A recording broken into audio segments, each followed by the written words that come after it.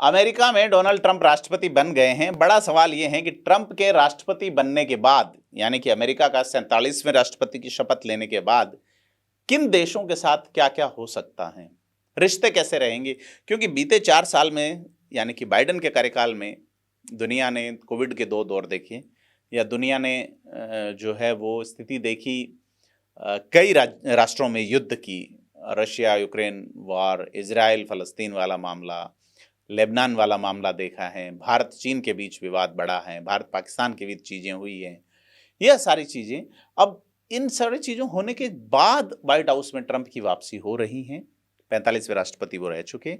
बड़ी चीज़ ये है कि ट्रंप की जो व्हाइट हाउस में वापसी होगी उसमें अमेरिका की विदेश नीति में क्या बदलाव देखने को मिल सकता है।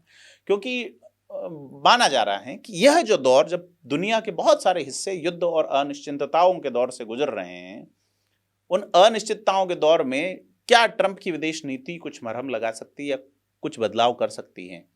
हालांकि ट्रंप अभी तक विदेश नीति पे स्पष्ट बात नहीं कहते हैं कि वो क्या करेंगे, लेकिन बड़ी चीज़ ये है कि वो व्यापार की बात कहते हैं और ये कहते हैं अमेरिका फर्स्ट, यानी कि अपने देश के व्यापार को संरक्षण की नीति पहले, और उसके अलावा दूसरे देशों को हस्तक्षेप से रोकने की कोशिश वाली नीति ला सकते हैं। क्योंकि अमेरिका, जैसा उन्होंने अमेरिका फर्स्ट का नारा दिया तो कहा पहले अमेरिका के हित, उसके बाद दूसरी चीज़ें। तो ये सीधे तौर पे ट्रंप की जीत जो है इस बात का संकेत है कि युद्ध और अनिश्चितता के दोहरे संकट वाले दौर में अमेरिका क्या कदम उठाए। और 17 से 21 के बीच में वो जो पद पे और उनका रिकॉर्ड और ये सारी चीज़ें रही, तो अब देख रहे हैं कि ट्रंप जो चुनाव प्रचार के दौरान कहते रहे कि वो रूस और यूक्रेन का युद्ध एक दिन में ख़त्म करा सकते हैं, क्या करा देंगे। तो उन्होंने पूछा भी लोगों ने कि कैसे ख़त्म कराएंगे, तो उन्होंने कहा कि उनकी निगरानी में समझौता करेंगे, लेकिन विस्तृत ब्यौरा नहीं आए। तो ट्रंप के 2 पूर्व राष्ट्रीय सुरक्षा प्रमुख यानी एनएसए जो रहे हैं, उन्होंने एक रिसर्च पेपर में सुझाव दिया कि अमेरिका को यूक्रेन को हथियार जरूर देने चाहिए, लेकिन यह भी शर्त रखनी चाहिए कि वो रूस के साथ शांति वार्ता करे। दूसरी ओर रूस को लुभाने के लिए वो यूक्रेन को भी नेटो की सदस्यता देने का मामला टाले रख सकते हैं, तो रूस को भी मैनेज किया जा सकता है। तो सारी चीज़ जो है ये देखने भी है कि रूस ने जो ज़मीन यूक्रेन की कब्जा ली, क्या वो वापस छोड़ी जाएगी, नहीं छोड़ी जाएगी, सारी चीज़ें अलग हैं। तो अब डेमोक्रेटिक वाले ट्रंप पे आरोप लगाते हैं कि वो पुतिन को खुश करने में लगे हैं और सारी चीज़ें हैं। ट्रंप का कहना रहा युद्ध रोकना उनकी प्राथमिकता है ताकि अमेरिका के संसाधनों की बर्बादी रोकी जा सके। तो सारी चीज़ें ये हैं कि नेटो के जिनकी 32 सदस्य हैं, रशिया को रोकने के लिए नेटो का गठन दूसरे विश्व युद्ध के बाद हुआ, तो ट्रंप जो है वो नेटो पे शुरू से संदेह करते रहे हैं। तो ये सारी चीज़ ये हैं कि नेटो के किसी भी सदस्य पर हमले की स्थिति में अमेरिका की ओर से संरक्षण दिए जाने की नीति है, लेकिन जो है वो ये देश जो है उसका फ़ायदा उठाते हैं। तो अमेरिका ही इस नेटो का संस्थापक सदस्य हैं। तो सवाल ये है कि जैसा ट्रंप का मानस है, तो एक बड़ा सवाल ये है कि अमेरिका जो है वो नेटो की सदस्यता छोड़ देगा। अगर यह होता है तो लगभग 1 सदी से जारी जो रिश्ते हैं ट्रांस अटलांटिक देश कंट्रीज जो हैं उनके बीच में, उनके बीच एक बड़ा बदलाव होगा। तो सारी बहस का मुद्दा है। तो सारी चीज़ें ये हैं कि नेटो को ट्रंप ये कहते हैं कि सपोर्ट किया जाएगा, लेकिन वो रक्षा खर्च से जुड़े गाइडलाइंस का पालन करें। अब नेटो नेता भी चिंतित होंगे कि ट्रंप आ गए हैं, क्या करेंगे वो। तो सारी चीज़ जो है वो मध्य पूर्व में जिस तरह से अशांति है, Gaza, Israel, Hamas, Lebanon, Israel, Hezbollah, ये सारे जो संघर्ष हैं, इसको ट्रंप कैसे ख़त्म करा पाएंगे। हालांकि उन्होंने बताया कुछ नहीं है, लेकिन इन पे भी बात करनी बनती है कि ट्रंप बार बार ये कहते हैं कि जो बाइडेन की जगह वो सत्ता में होते तो हमास पर या हमास इजराइल पे हमला नहीं करता, तो हमास जो है उस पर अधिकतम दबाव पड़ा इसलिए उसने ऐसा किया है। हालांकि ईरान के मामले में निश्चित तौर पे लगता है कि ट्रंप अपनी पुरानी नीति पे लौटेंगे, क्योंकि पहले कार्यकाल के दौरान अमेरिका ने ईरान के साथ न्यूक्लियर डील तोड़ दी थी और उस पर प्रतिबंध बढ़ा दिए थे। तो और ट्रंप के कार्यकाल में ही ईरान के सबसे ताकतवर कमांडर कासिम सुलेमानी को मारा गया था।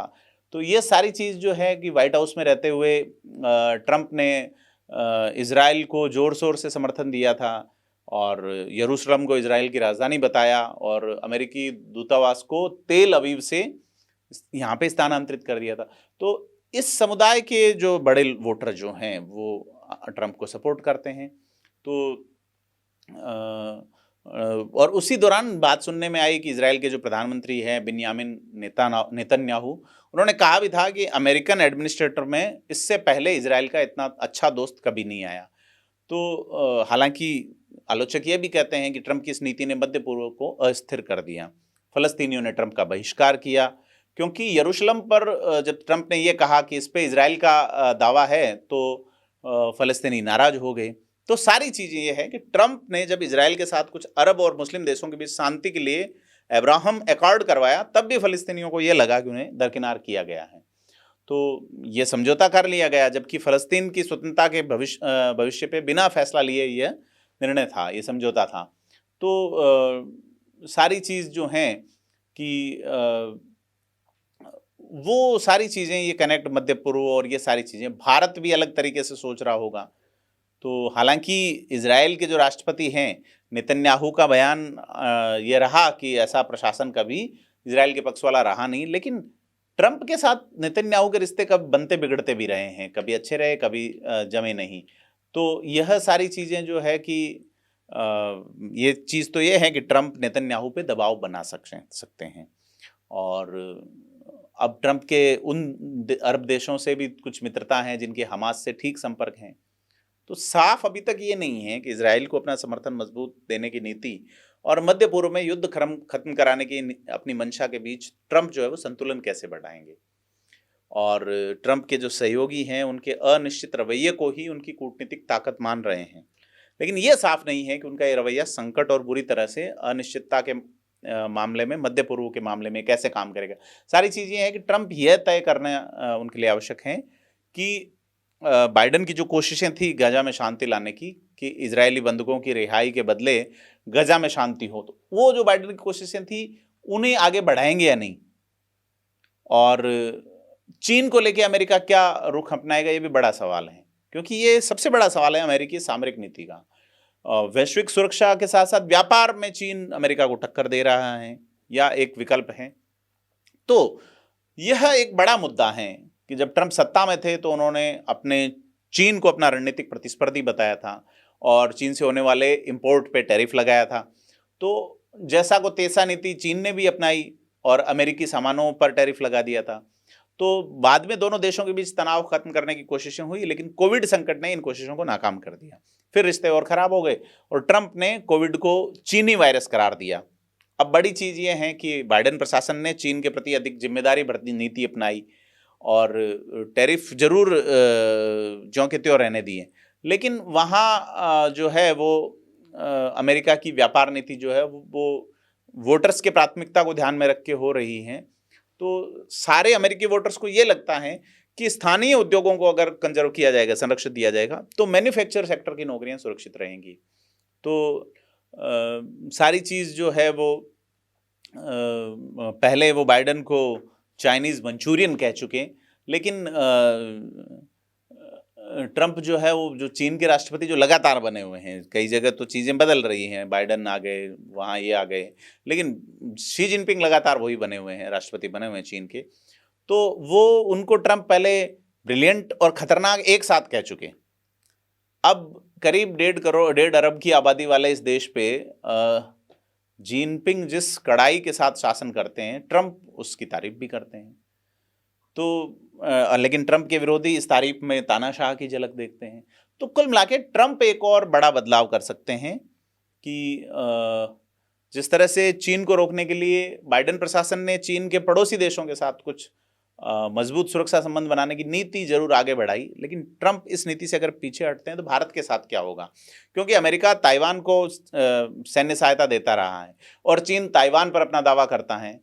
चीन ये कहता है कि ताइवान, जिसको ताइपे कहा जाता है, वो उसका हिस्सा है और एक दिन वो इसे खुद में मिला के रहेगा।